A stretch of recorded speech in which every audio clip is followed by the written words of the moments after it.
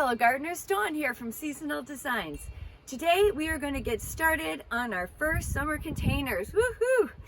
I've been getting tired of waiting. We've had such cold temperatures here in Wisconsin, 38 degrees overnight the last couple of nights. We've had frost, but the forecast looks like it's going to be a little bit better, and frankly I'm just tired of waiting. So I am going to plant up the two big urns here alongside, or kind of as the entry point here to my raised garden beds. You might remember I talked about these bad boys before. They're huge. They're, let's see, I'm 5'5", so they're probably like, what, 4 feet tall or so. Big diameter bowl here, but not very deep. So we are going to do some manipulation to some of the root balls that we're going to be putting in here. They are standing on, or they're placed on heavy concrete pedestals. Like this whole thing probably weighs like 500 pounds. So they're here, they're not going anywhere right now, and we're gonna plant them up. Let me show you what we're putting in this container today. Isn't that pretty? This is called Crazy Tunia Black and White. And it looks like it looks black or dark purple in the center. It is so pretty. We are putting in this beautiful Ageratum. It's a violet color. We are putting in, obviously, some Creeping Jennies. I'm putting in two Superbenias. This one here is Stormburst.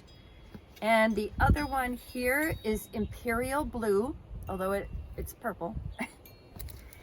I'm putting in some Scaevola. This is Indigo Touch.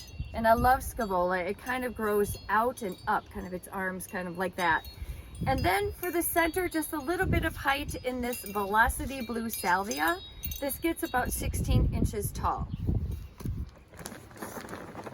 I don't usually pour the dirt out of the side of the bag, but this one had a little bit of a hole in it, so I thought, well, let's just go from there. So just remember, you want to put a good potting mix into your containers.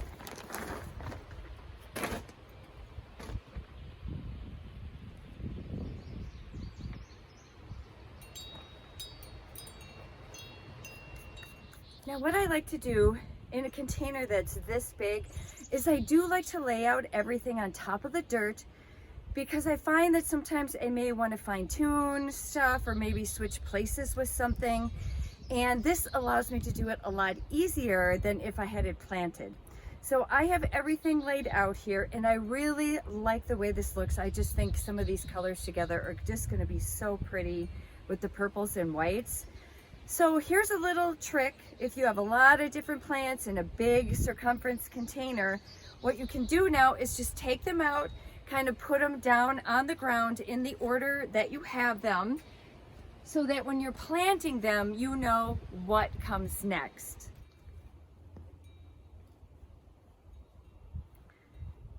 Now remember in the beginning I told you that we might have to manipulate the root ball a little bit because this container is very shallow. I may have to take the bottoms of some of these and remove just a little bit of the root ball like this, and then pop them in here. Just like that, so that they fit.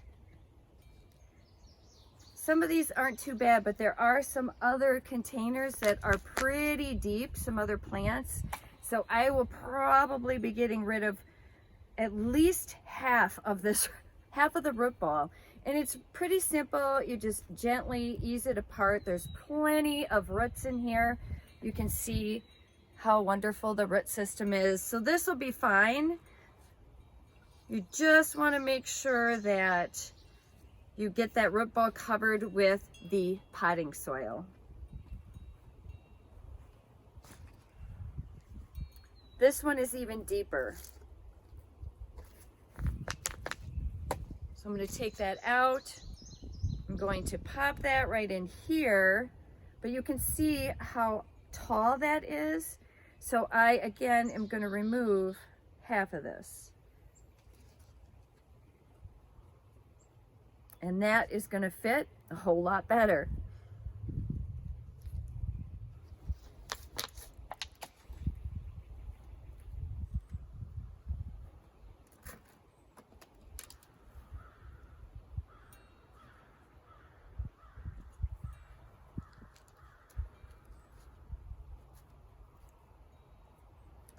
The one thing that I can tell you when you're doing something like this in a shallow pot is you want to have a good potting mix, something that maybe helps retain a little bit of water, because these will dry out fast.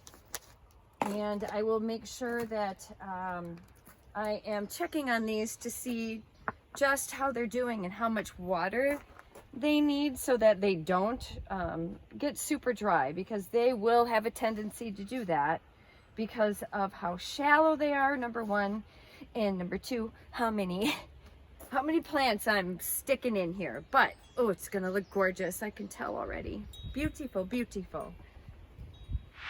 All right, you guys, so here it is. It's gonna look so nice when it gets full. Well, fuller than it is. I mean, isn't that just so pretty? Let me see if I can just kind of go all the way around it here.